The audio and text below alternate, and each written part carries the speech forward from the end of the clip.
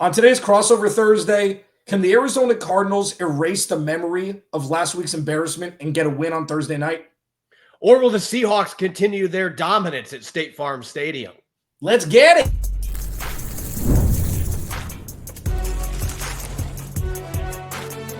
You are Locked On NFL Crossover, part of the Locked On Podcast Network. Your team every day. Fans, Seahawks fans, it's Crossover Thursday. It's week 4, bro. Appreciate football. Almost a quarter of the season's gone already. Alex Clancy, Locked On Cardinals. My dear friend Corbin Smith, Locked On Seahawks. We're going to give you everything from keys to victory, most important matchups, and the biggest storylines that we've seen through the first 3 weeks. All of that in the next 25 minutes or so. And you got to lock and load there. Today's episode of Crossover Thursday is presented by PrizePicks. Download the PrizePicks app.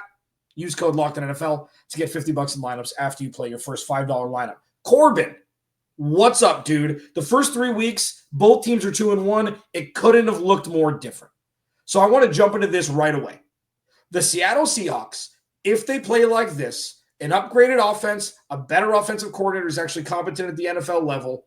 What is the ceiling for this team? Just quickly, because these last 2 weeks have been wild.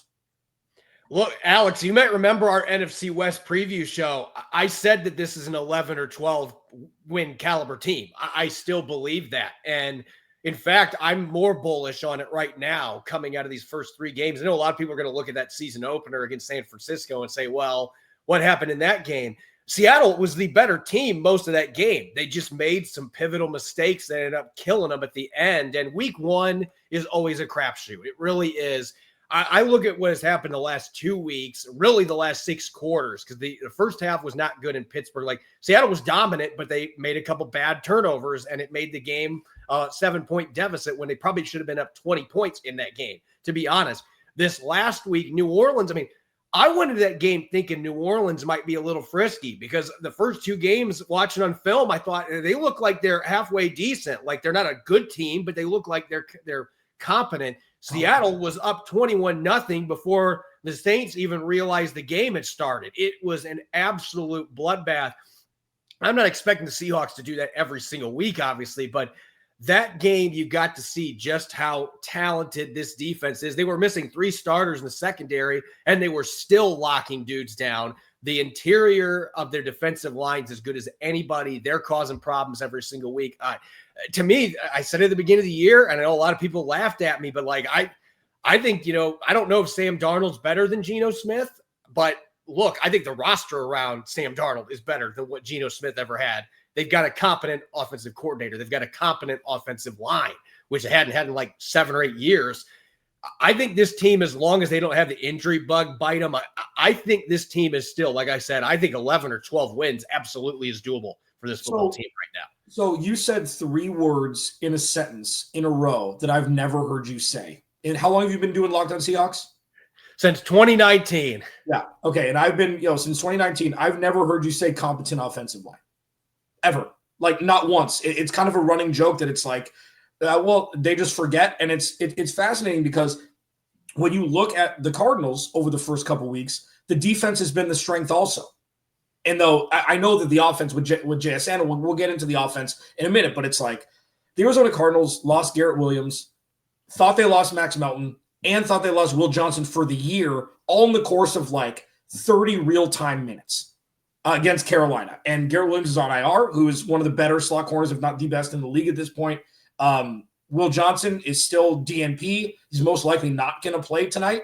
And then, Max Melton came back and played, which was a beautiful thing. But the front for the Cardinals is now their strength. They put in all the money. They put in some draft picks. And this is without 16th overall pick Walter Nolan. Like, I could see this, and we'll get to this in the final segment, but like, I could see this just be a grinded out, just defensive battle. And whichever offensive line holds up more will win.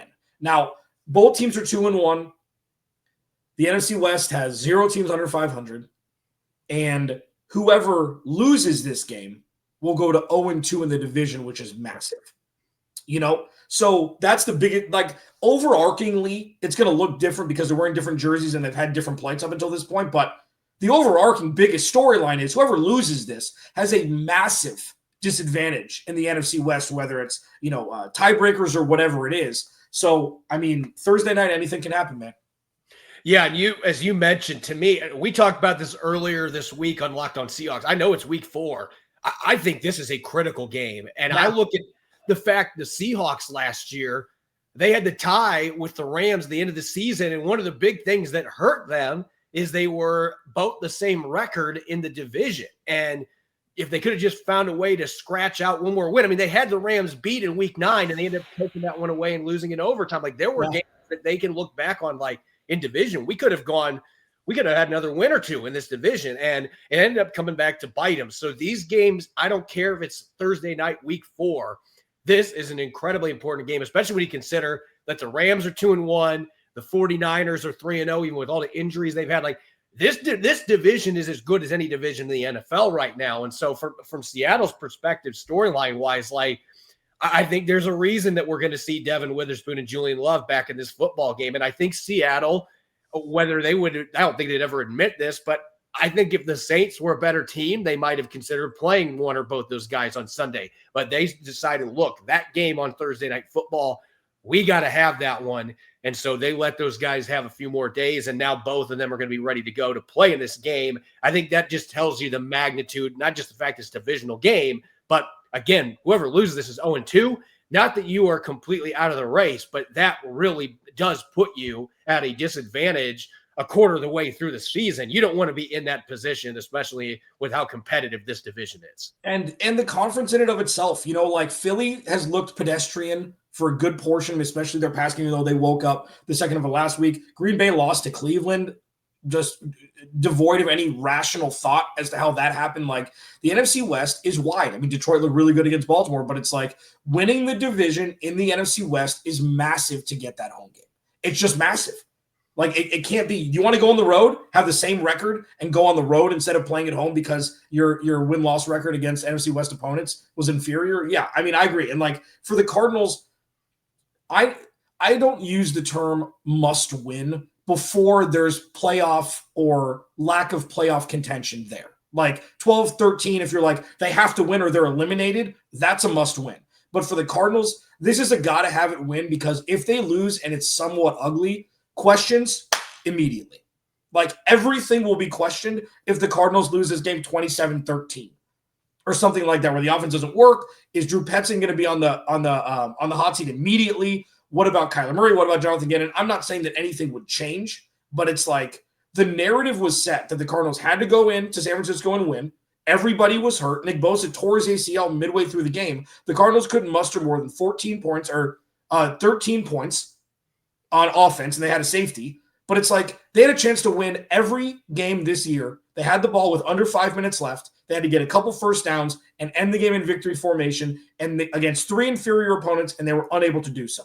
So it lends me to think Thursday Night Football, all the eyes on them, short week, injured roster, that this could be the turning point positively or negatively at the end of it. And I think with Seattle, like if Seattle loses this game, I'd feel much better about Seattle at 2-2 than the Cardinals at 2-2. And I don't know that they'd feel the same way in Seattle, though, because of the fact that they really should have won that game against San Francisco. So I think, that's still something that's hovering over them. And I think Mike Macdonald's looking at it from this perspective, like, hey, if we want to really show that we are a better team than last year, we can't be losing to teams. And look, Arizona has talent, but Seattle's going to go into this game. Seattle, to me, should be the favored team. I know that Arizona at home, there may be some differences in opinion on that, but like the way the Seahawks have played the last 2 weeks, how are they going to handle that when there's now a little bit more attention coming their way? I think Mike Macdonald's going to have these guys ready to go. He's proven that week in, week out, that he's going to have this team ready to play. But I think that this is a game, again, they're not going to, Mike Macdonald isn't even going to say, oh, this is must win. But like, this is as important of a week 4 game as you are going to have in the NFL, outside of maybe if you're an 0-3 team and you're like, I'm just trying to keep myself alive. This is as important and critical of a game as you're going to see for both these. And I can see this being a game that is a real momentum changer, one direction or the other, for whoever comes out on top in this game and whoever slips and falls on Thursday Night Football, because I just think It's that kind of a gravity-producing game, in my opinion. Well put. Corbin Smith, Locked on Seahawks. Alex Clancy, Locked on Cardinals. Week 4, appreciate football. We're already 3 weeks in. 16% of the season is gone already. Don't appreciate it starting week 12. Appreciate it week now. We've got a barn burner Thursday night. The most important matchups. I think we're going to be mirroring ourselves. If I know my boy well, we'll discuss it next. Crossover Thursday here on the Locked On Podcast Network. Your team every day. This episode of Crossover Thursday is brought to you by our friends over at FanDuel. The NFL season's here. FanDuel is making sure you're ready for kickoff with the can't-miss offer. Right now, new customers bet just $5. And if your bet wins, you'll get $300 in bonus bets to use across the app. Insane.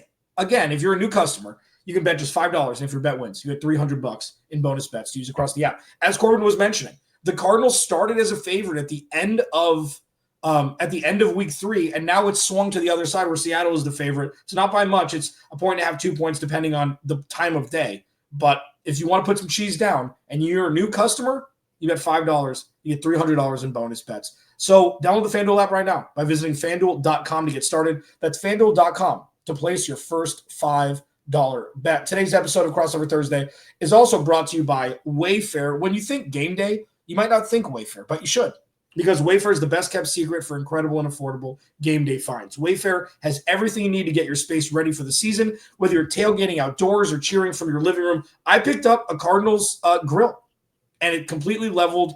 It was a boring setup for me, and now it's completely leveled up game day set. From outdoor essentials like folding chairs and patio heaters to indoor must-haves like TV stands and serveware, Wayfair has it all in one place. Wayfair is your trusted destination for all things game day, from coolers and grills to recliners and slow cookers. Shop, save, and score today at Wayfair.com. That's WAYFAIR.com. Wayfair, every style, every home. All right, man. Corbin Smith, Locked on Seahawks. Alex Clancy, Locked on Cardinals. Thanks for making our respective shows your first listen. Thanks for making Crossover Thursday your first listen today. This is going to be a hell of a matchup. It's going to be a hell of a matchup. This, I know Corbin mentioned early in the cold open that they've dominated the Cardinals. We'll always have Stephen Hauschka 9-6 on Thursday Night Football. The game that ruined my favorite kicker at the time's career. When you talk about mentals, that was one of the most bananas games I've ever experienced. Missed field goals, overtime. It was insane. Thursday Night Football, Corbin, one of your most important matchups going into this game for the Seahawks. You know, we talked about this a little bit on an episode earlier this week. Normally when we have this discussion about these teams, I'd say the last 4 or 5 years, a lot of times immediately things would shift to Budda Baker, as the quarterback of the defense going up against the QB for the Seahawks, or looking at the corners going against DK Metcalf and Tyler Lockett. Lockett perennially killed this team. Metcalf had some big games against the Cardinals, but now all the changes that have happened and the fact that the Seahawks, it just seems like they are kind of a different identity than what they have been. I think the Cardinals to an extent are that way too. Yeah. The Cardinals put so much investment, particularly in their defensive line the last couple of years. I'm looking at the trenches really being what determines this game, and really the defensive lines on both sides in the interior, because Seattle's got Leonard Williams, Jaron Reed, and Byron Murphy II is coming. He's becoming the star that I thought he was going to be. Last year was better than his numbers showed, but now this year the stats are backing it up. He is playing lights out football. That three-headed monster is a real problem, and the Cardinals are banged up in the interior of their offensive line, and Seattle knows Evan Brown well. He lasted 1 year in Seattle, and they decided we're going to go a different direction in the offensive line. Leonard Williams and Jaron Reed and company going up against that interior offensive line, I think that's got a chance to be a matchup that really sways this in Seattle's favor. At the same time, I worry about the Cardinals interior going against Seattle's interior. Gray Zabel's been great so far as a rookie. How is he going to handle Calais Campbell, the ageless wonder, though? How's he going to handle going up against somebody like a Tomlinson, or having to deal with Robinson to the inside? A lot of different types of players that the Cardinals are going to throw at you in the interior. And then Anthony Bradford's questionable going into this game. We don't know if the right guard will start or not. If he doesn't, then Jalen Sundell, their center, is going to slide over to guard, and then Oluwatimi's going to play center. So there's moving pieces there. That has been a pleasant surprise, that offensive line so far. But I think this is a game, the interior, this is going to be a challenge for him. That can be where the Cardinals can really change the way this game plays out, in my opinion. Yeah, no, that's right. And when I said I know you, I mean, I knew you were going to say that because I agree. It's like great. First of all, Gray Zabel was my choice for the Cardinals at 16. Gray Zabel or Josh Simmons before they went Walter Nolan. I knew it had to be offensive line. I got mocked. Gray Zabel, I knew it was going to be, he played at a small school and his hands are small. Shut up. He plays good football, and it's obvious so far in his career. Yeah, but you're right. I mean, Paris Johnson Jr. missed last week. It was his first miss of his career, I believe. As we're recording this, sorry, spoiler alert, we're recording this Wednesday night. So we're going to get the final injury reports, a couple hours before the game. It'll trickle out throughout the day also. If Paris Johnson Jr. plays, the Cardinals level up astronomically. He's going to be a Pro Bowl left tackle for the next decade with the Cardinals, you'd hope. Yalta Froholt is an unsung hero here, plays center. He's been great. One of the things, before I pivot to the defensive line, one of the secret special forces that the Cardinals have isn't an offensive lineman. It's third-round tight end from last year's draft, Tip Ryman out of Illinois. This dude was an offensive lineman in a past life. He just happens to have the body type of a tight end. He will be in, especially during blitz package formations when they need, or especially if the Cardinals struggle early on with interior pressure, he will be on the field a lot. He is a big man who can move bodies, and it doesn't matter if it's chipping Leonard Williams or devouring a DB on a blitz. Like he's a guy that's he's really emerged as, he's not really an offensive guy, but he's been a great blocker for this team. And, the offensive line has really stepped up this year. Even with Will Hernandez was out, he left, and then they re-signed him. We'll see if he plays. He was questionable this week during the whatever they call the injury reports of practices that didn't happen, but would have been. I call it imagination land. NFL. Yeah, well, yeah, you got to give something. You got to put something out. Exactly. It's a guess at best. But I agree. And then the defensive side, like this has been the calling card. The first 2 weeks they didn't show a whole bunch, and then last week they started to show the exotic blitz packages, and Nick Rallis has been grown to know. It's going to be the front seven. I don't really care about the skill position players. It's how you get to the quarterback first that dictates everything else. And I think the team that can do it better will have an upper hand, and that's the biggest upper hand that we're going into tonight, right? Yeah, but I also think, when you look at the skill positions, though, if Will Johnson, who's doubtful, if Will Johnson's not playing in this game and you're already without Garrett Williams, yeah. I think one of the things that people were underrating going into this season about the Seahawks, they thought, DK Metcalf's gone, Tyler Lockett's gone. Like, they're not going to be able to get the ball downfield. They're second in the NFL in explosives in the passing game through 3 weeks, and there's a couple reasons for that. One, Jaxon Smith-Njigba is a monster. JSN is a true number. He was the Seahawks number one half of the second half last year. And that's another reason, DK, you don't want to be here. We'll trade you and we'll get a second round pick. And Torrey Horton is going to be an absolute stud in this league. He's got 3 touchdowns the last 2 weeks, one of them being a punt return. I think Torrey Horton, with his size, not having Will Johnson available, this could be a game where Torrey Horton causes some real problems. Now, the protection's got to hold up, and the Cardinals have the ability to make it that that's not the case. But if Seattle's pass pro holds up, I like their receivers against what is left right now in the Cardinals secondary, particularly the corner positions, with the injuries they're dealing with, and the fact that I think this is a very underrated receiving core. And Cooper Kupp ain't done either. Nope. That has been shown the last couple weeks. That, to me, is the matchup when Seahawks are on offense. If they can protect, I like their chances to be able to get some plays against this aggressive Cardinals defense, because I think they've got some advantages on the outside. Yeah, no, I'd agree with that. Cooper Kupp, Cardinal killer. I mean, he's been in the division. He knows the Cardinals. Obviously, the setup's a little bit different now on defense. Nick Rallis is, for those in Seahawks land, for those that don't, Nick Rallis will be a head coach in the next 2 years. Like, the dude is just special. One thing to mention, because I love when we do these crossovers, you get a little insight and introspection into another I word, intricacies of a defense or an offense. What the Cardinals have been shuttling out, they had 4 safeties on the field for a good chunk of last week, including 7th round rookie out of Nevada, Keaton Crawford.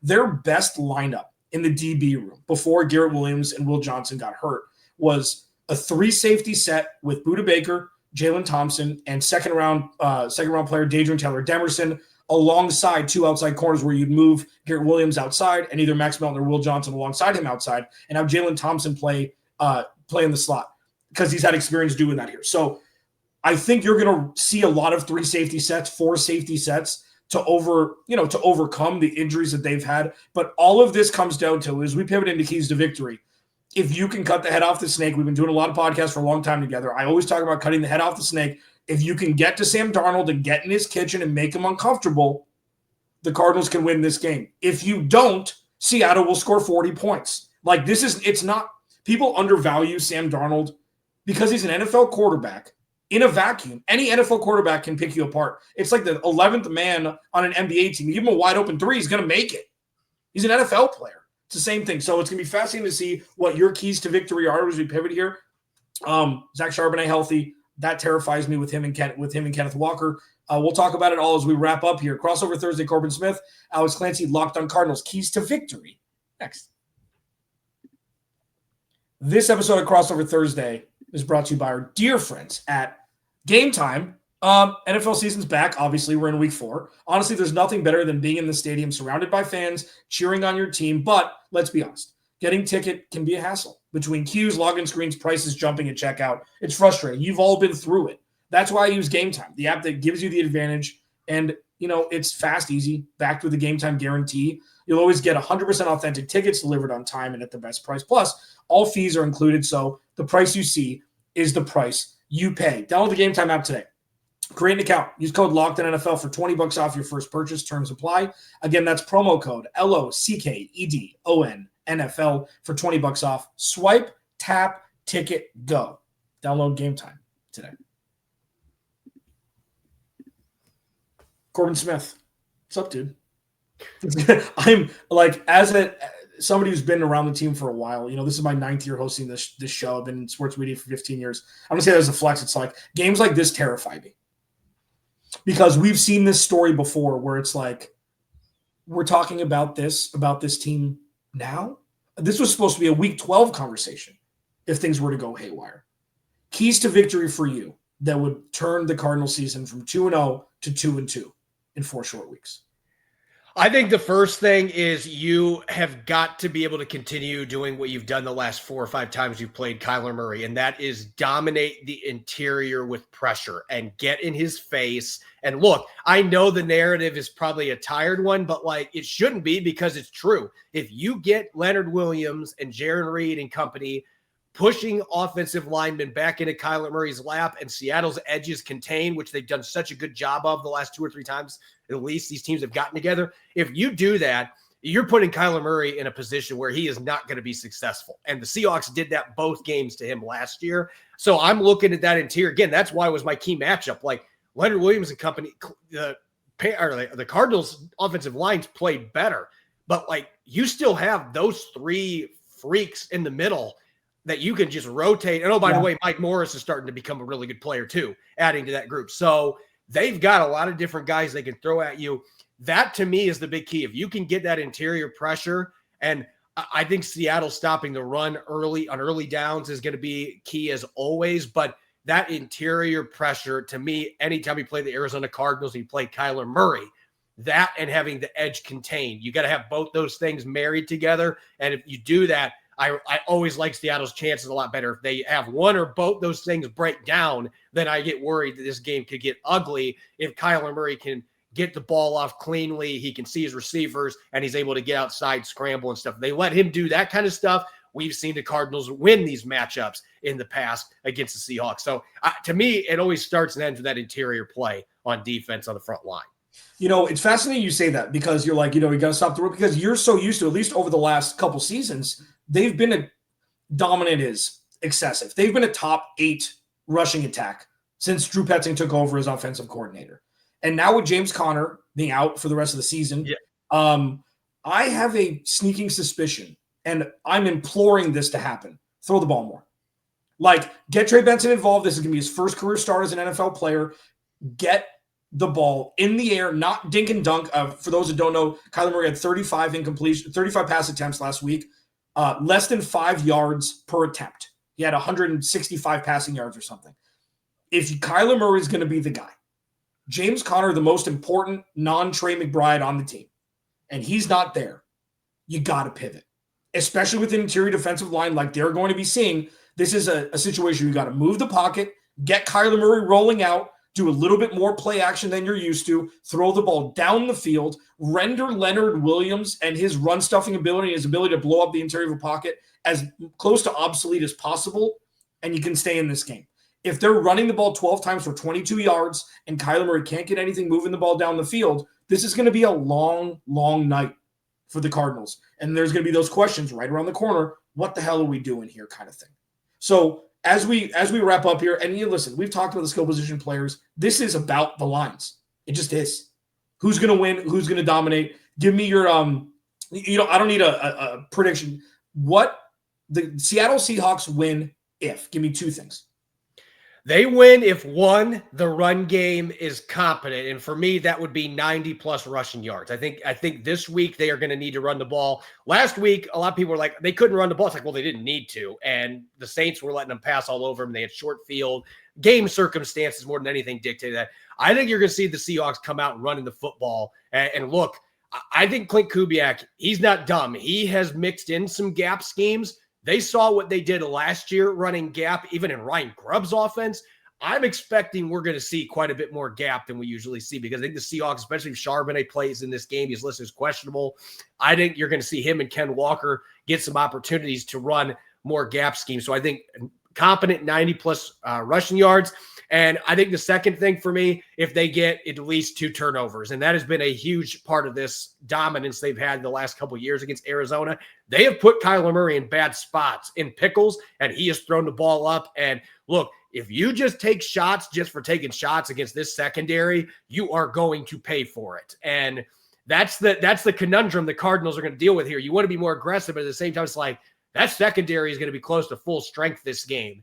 They got Witherspoon and Love back, and they've been picking guys off left and right without them. It's kind of a pick your poison type ordeal. Yeah, I like that you went particular and not general because I'm going to go the same way. If the Cardinals score 24 points or more, I think they'll win this game. It's going to be difficult to get there against this defense because I think the Cardinals defense, irrespective of who's lining up on the opposing side of the line, this Cardinals can hold most teams under 24 points. And I know that they're going to be without Garrett Williams. They're most likely to be without Will Johnson. It doesn't matter, even though rationally it should. They've also not played as good of a team yet as the Seahawks. So there's going to be a test there. That's one for me. And yeah, for me, it's the turnover battle. It's really, if they can turn Seattle over, you can get into Sam Darnold's kitchen, maybe a strip sack, maybe an errant throw, maybe an interception, maybe Kenneth Walker puts the ball on the turf, something like that. Opportunistic is how the Cardinals defense is going to need to play from here on out because of the offensive woes, because of James Conner being out. I will promise you one thing as we get out of here. This defense, and I did this on the Cardinal Squad Show, and one of the hosts didn't know this movie, Little Giants, okay? Little Giants, when I don't even want to talk about it. I didn't want to talk about it. I was shocked. Little Giants, when they put the Alka-Seltzer in their mouth, foaming at the mouth, that's what this defense is going to be Thursday night. This will be no joke. I wish they were wearing their blue jerseys and not the rivalry jerseys. Like, this is going to be a demonic start from this defense. Nick Rawls will have them ready. They know they need to lead the charge with James Conner out and the offense struggling. And what a better opponent than a division opponent who's been white hot lightning the last 2 weeks. And I will say this as my closing statement. Seattle is going to have their offensive line lathered up, ready to play. Maybe the Cardinals have something to say about that, but I think the Seahawks are going to come into this game ticked off. They did not run the ball better last week, and I think they're going to be out to prove to people that they can, like they did 2 weeks ago against Pittsburgh, that they can. And they've ran well against this defense with this same coordinator before. I'm interested to see how that plays out, but I think this is a run game that's going to be coming in motivated, so it's going to be a hell of a battle. I'm really excited. If that doesn't get you jacked up, you just don't love football. Corbin Smith, Locked On Seahawks. Alex Clancy, Locked On Cardinals. Thank you for making Crossover Thursday your first listen. Make your next listen on our respective shows on Friday, immediately following the game. We'll talk to you then.